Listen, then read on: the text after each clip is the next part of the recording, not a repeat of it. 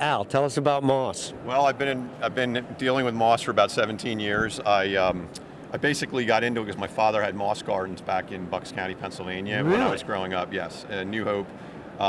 He was the moss man. I was son of moss man. Ridiculed a bit, and ironically, 17 years later, I find myself with a moss company that I've had since 2000. Wait a minute, that's a real story. Oh my God. Yeah. So yeah, there's moss groupies out there that just love moss. Oh You'd my be surprised God. how many people really enjoy it. I think it's because it probably takes them back to their childhood, walking around barefoot along a creek on the moss. I mean, that's what I think. All right, so listen, give us a Moss 101. What do we got to know about moss? Okay, the thing I'll tell you about moss, it's 500 million years old. The other thing I'll tell you is there's 15,000 species globally. And the other thing that's really cool about it, it has no roots. So this piece of a pre-grown moss mat that we're using now for living walls and green roofs, this has been dry and dormant for months. Still green, and the minute we hit this with water, it'll get even brighter green like you see on the mosses here on the table. So no roots means moss can go dormant, handle drought. It performs very differently than vascular plants, and for that reason, people that are plant people that don't understand moss can be dangerous when they're specifying because they don't know how the hell it grows. You know, I actually got a consultation in New York, in the New York Times building, because the moss garden failed. Actually, I'm very familiar with that moss garden because they specified it. I was involved with that project, and it was superheated. There was way too much sunlight there because it was all glass, Right. and it reflected so much heat down in there. And it was, at that time, it was a shade mosses that all we offered, and their landscape architect specified shade mosses. Okay. And I was concerned, but they went ahead. That's what I'm referring to. Is there's issues with people that don't understand moss.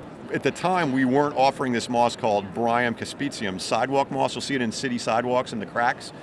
This is the one that's on this mat. This would have done much better out there because it can handle a lot more light. But still, when you get reflected heat and light, it gets very hot and so bright. That's just not a moss environment. So you have to be very careful. I always tell people, talk to us. Right.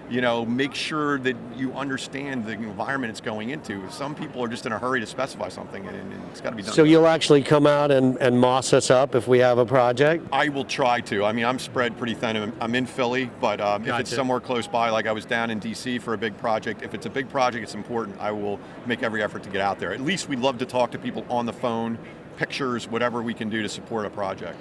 Well, I got to tell you, and I'm sure you would agree with me, I'm seeing a lot of failed green walls, right? Yes. So, moss, the better solution? We think it can be. It's very tricky to grow anything vertically.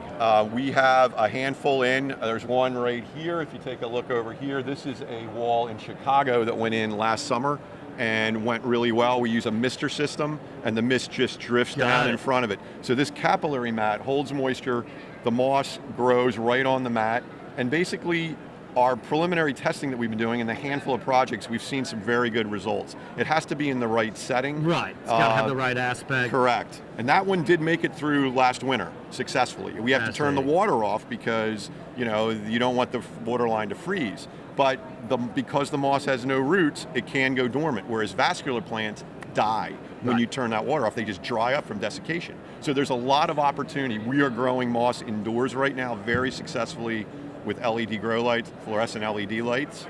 So we know that indoors there's a huge opportunity for living walls. These systems are about 1/5 the cost of traditional living plant walls because this is the infrastructure with typically a backer board for rigidity behind it. Gotcha. On a green roof, we use the capillary mat with a drainage layer right on top so that water can run off underneath. That's very important. You don't want ponding water with the moss. Yes. I know that moss gardens can be a lot of work when they're actually in a garden setting, like say with a Japanese thing. There is a science to it, right? There is work. The work is removing all leaves because leaves will smother the moss and kill the moss. The other thing you need to do is stay on the weeds. I mean, there is going to be weeding problems. The neat thing about these mat systems on a green roof, I have a green roof with this mat up in Northeast PA at my farm on a sunroom roof. And basically this was out there all this past summer, and now I had no water up there. These mats will dry out, and it's getting pretty much full sun. Right. But when they dry out, the weeds die. The moss doesn't.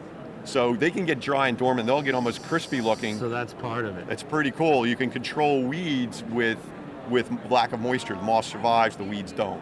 So it's pretty cool. There's a lot of opportunity with this. We're still learning. I'm going to say so, yeah. So what's next? What's in the future? What's after moss? Lichen? Have you considered I'm liking lichen? that. I mean, it's possible. I need to play with that. The neat thing about these mats is that we can really experiment and start growing things. We have a moss nursery now, so I'm all about experimenting. I love doing that. It's my science background in me. So yeah, we're going to try all different kinds of stuff. Right now, I'm going to get into doing live moss balls, like moss spheres. Using our mat systems is one thing I'm looking at. I like that. Yeah, I like there's that. a lot of interest in that. But live ones, Right. that could be put out in the garden as garden art. Who knows? I'm sure I'll come up with a lot of different things. That's what I love to do. Thanks for talking to us. You're welcome, guys.